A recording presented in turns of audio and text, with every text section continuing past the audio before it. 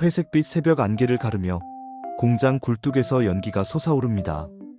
좁은 거리에 노동자들의 발자국이 빽빽하게 이어지고 증기기관이 돌아가는 소리가 도시 전체를 진동시키듯 울려 퍼집니다. 한때 조용한 농촌이었던 영국의 작은 마을들은 어느새 거대한 공업도시로 변해 있었고, 사람들은 시계에 맞추어 움직이는 새로운 시간의 리듬에 몸을 맞추어야 했습니다.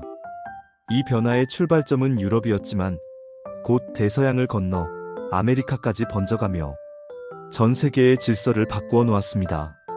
오늘은 유럽에서 시작된 산업혁명이 어떻게 미국의 성장으로 이어지고 결국 두 대륙이 경쟁하면서도 협력하는 특이한 관계를 만들어 왔는지 한 편의 긴 역사 영화처럼 따라가 보시겠습니다.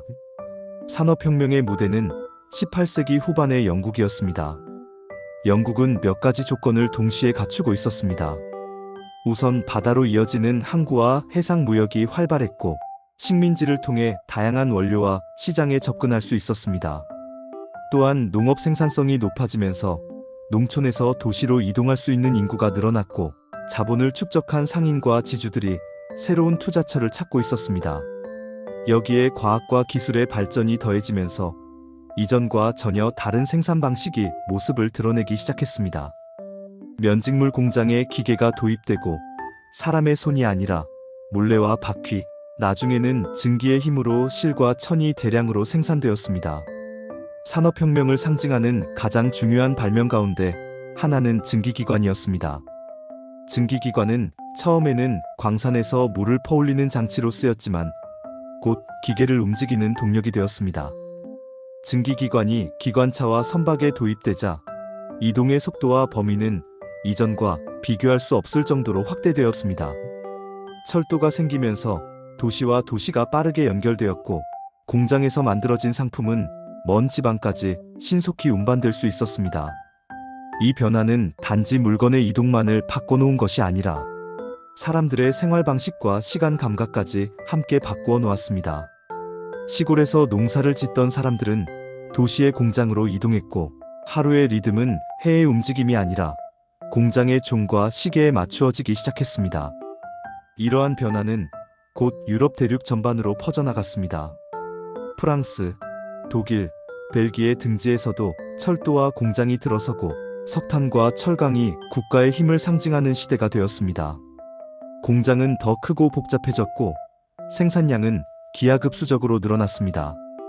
국가들은 서로 더 많은 시장과 더 많은 원료를 필요로 했고, 이러한 욕구는 외부로 향한 팽창, 곧 제국주의로 이어졌습니다. 유럽의 열강들이 아시아와 아프리카, 아메리카에서 영향력을 확대하려 했던 이면에는 산업화로 인한 치열한 경쟁이 숨어 있었습니다. 기계와 철도, 군함은 단지 기술이 아니라 힘의 상징이었습니다. 그러나 산업화의 열풍은 유럽에만 머물러 있지 않았습니다. 대서양 건너편 아메리카 대륙에서도 조용하지만 빠른 변화가 일어나고 있었습니다. 미국은 독립 이후 넓은 영토와 풍부한 자원, 그리고 유럽에서 끊임없이 유입되는 이민자들을 바탕으로 서서히 힘을 키우고 있었습니다. 초기에 미국은 여전히 농업이 중심인 나라였지만 동부의 도시들에서는 점점 더 많은 공장과 철도가 건설되고 있었습니다.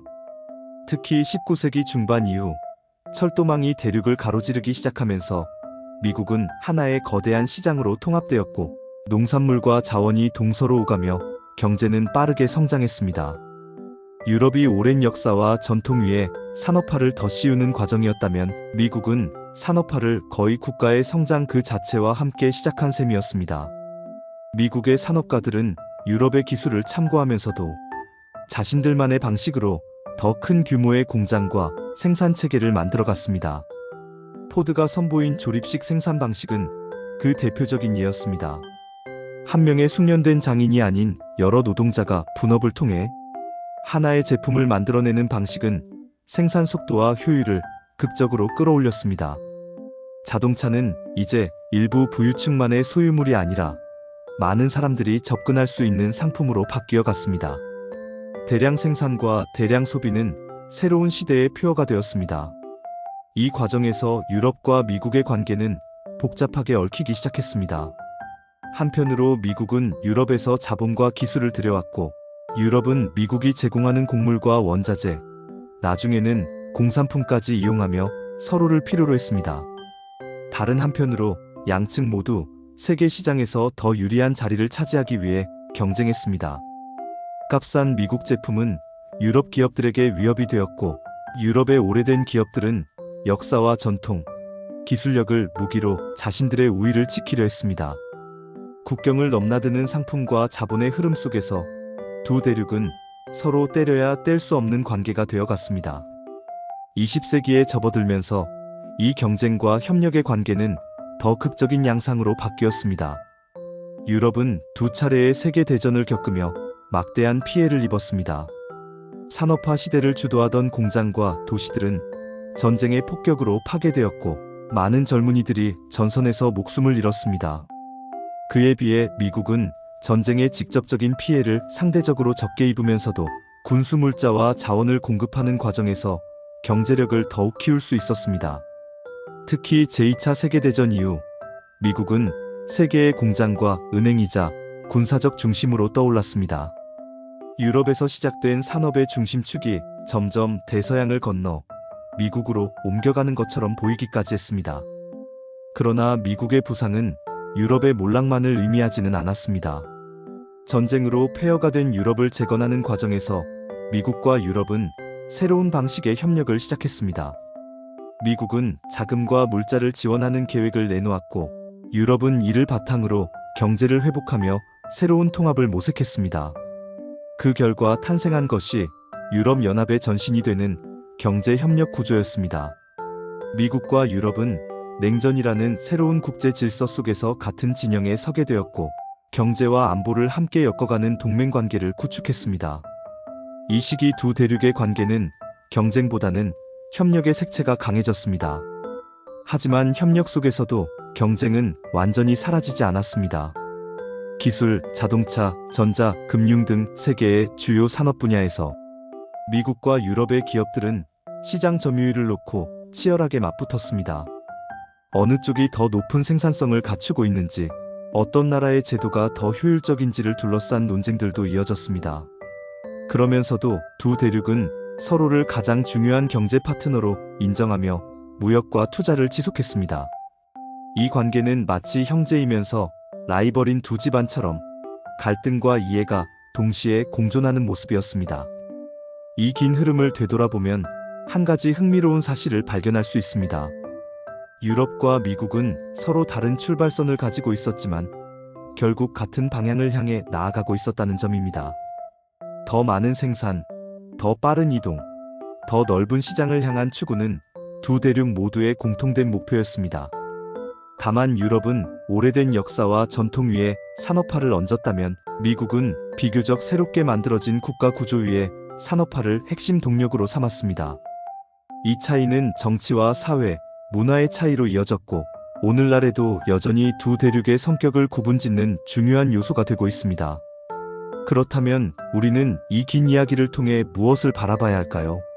산업혁명과 그 이후의 경쟁과 협력의 역사는 단순히 경제나 기술 발전의 이야기가 아닙니다. 그것은 인간이 어떻게 더 많은 것을 만들고, 더 많이 소비하며, 더 빨리 움직이기 위해 스스로를 바꾸어 왔는지에 대한 기록입니다. 이 과정에서 급격한 도시화와 노동 문제, 환경 파괴와 같은 어두운 그림자도 생겨났습니다. 동시에 교육 기회의 확대, 생활 수준의 향상, 세계의 상호 연결이라는 긍정적인 측면도 함께 커졌습니다. 즉, 이 역사는 빛과 그림자가 항상 같이 움직이는 거대한 흐름의 이야기입니다. 오늘 우리가 유럽과 미국을 바라볼 때 단순히 어느 쪽이 더 잘 사는지, 어느 쪽이 더 강한지를 비교하는 것만으로는 충분하지 않습니다. 두 대륙이 어떻게 서로의 거울이 되어 주었는지, 서로를 경쟁자로 보면서도 동시에 중요한 동반자로 대했는지를 이해할 때 비로소 이 역사의 의미가 선명해집니다. 그리고 이 과정을 통해 세계는 점점 하나로 연결되어 갔습니다. 18세기 영국의 공장에서 울려 퍼지던 증기기관의 소리는 19세기 미국의 조립식 공장으로 이어졌고, 20세기와 21세기에는 대서양을 넘나드는 항공기와 통신망, 그리고 무수한 상품과 사람들의 움직임으로 변주되고 있습니다. 산업의 소리는 여전히 형태를 바꾸어 올리고 있는 셈입니다. 이제 잠시 눈을 감고 상상해 보시기 바랍니다. 한쪽에는 석탄 먼지가 가득한 영국의 공장지대가 있고, 다른 한쪽에는 드넓은 평원을 가로지르며 달리는 미국의 화물열차가 있습니다. 두 장면은 서로 다른 대륙에 있지만 사실 하나의 이야기 속 장면들입니다. 유럽의 산업혁명은 미국의 성장으로 이어졌고, 두 대륙의 경쟁과 협력은 오늘날 우리가 사는 세계의 기반이 되었습니다. 이 역사를 이해하는 일은 단지 과거를 아는 것을 넘어 앞으로의 변화를 바라보는 눈을 키우는 일이기도 합니다. 그래서 역사는 여전히 우리에게 말을 걸고 있습니다. 당신은 이 거대한 흐름 속에서 어떤 시대를 만들어갈 것인지 조용히 묻고 있습니다.